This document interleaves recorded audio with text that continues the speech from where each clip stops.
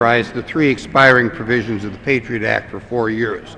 This legislation provides much-needed certainty to our intelligence officials who rely on these tools to prevent terrorist attacks, monitor foreign spies, and prevent espionage.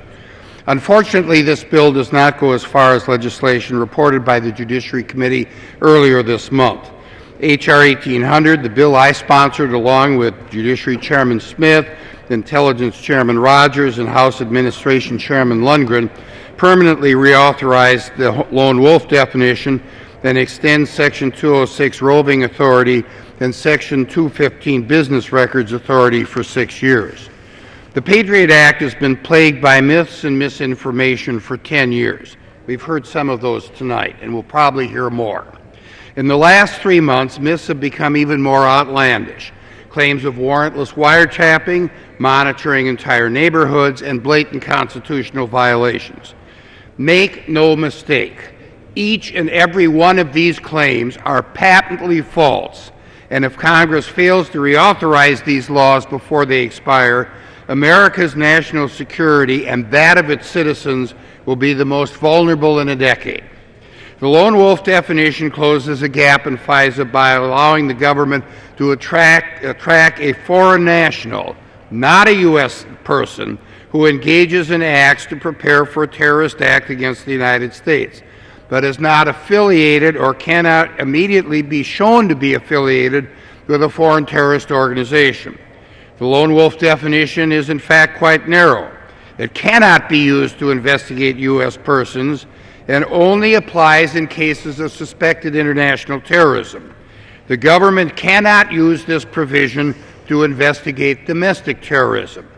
Although the lone wolf provision is yet to be used, it is an important provision that recognizes the growing threat of individuals who may subscribe to radical or violent beliefs but do not clearly belong to a specific terrorist group. The recent death of Osama bin Laden only strengthens its importance as the fear of individual retaliatory acts increases. Section 206 of the PATRIOT Act authorizes the use of roving or multi-point wiretaps for national security and intelligence investigation. This allows the government to use a single wiretap order to cover any communications device that the target is using or is about to use.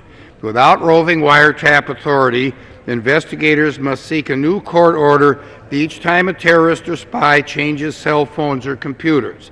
In today's world of disposable cell phones, free email accounts, and prominent social media, roving authority is a crucial tool.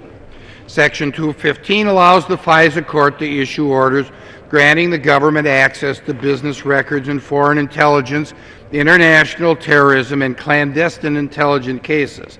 This authority is similar to the widely accepted grand jury subpoena in criminal investigations. There are numerous protections written into the law to ensure that the authority is not misused. Under Section 215, only an Article 3 FISA judge can issue an order for business records. An investigation of a U.S. person cannot be based solely on activities protected by the First Amendment, and the records must be for a foreign intelligence or international terrorism investigation, and minimization procedures must be utilized. In addition, requests for records of library circulation, book sales, firearm sales, and the like must first be approved by the FBI director, his deputy, or the head of the FBI's National Security Division. By contrast, a grand jury subpoena can obtain all of these records in a criminal investigation with simply the signature of a line prosecutor. Finally, business records, which by definition reside in the hands of a third party, do not, and I repeat, do not implicate the Fourth Amendment. Since this law was first enacted over 10 years ago, these provisions have been scrutinized to the fullest extent of the law and have either been unchallenged or found constitutional. The lone wolf definition has never been challenged. Section 206 roving wiretaps have never been challenged. But 4 appellate courts, including the Ninth Circuit, have upheld criminal roving wiretap authority under the Fourth Amendment. Section 215 business records were challenged, but after Congress made changes to that provision in the 2006 reauthorization, which many people who are complaining about this bill voted against. Have one more minute. Mr. Speaker, I'll yield the gentleman an additional minute. The lawsuit was withdrawn. These three provisions have stopped countless potential attacks and play a critical role in helping ensure law enforcement officials have the tools they need to keep our country safe. The death of Osama bin Laden proves that American intelligence gathering is vital to our national security.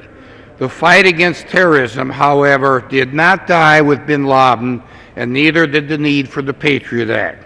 I urge my colleagues to support this legislation and yield back the balance of my time. Gentleman yields back the gentleman from New York.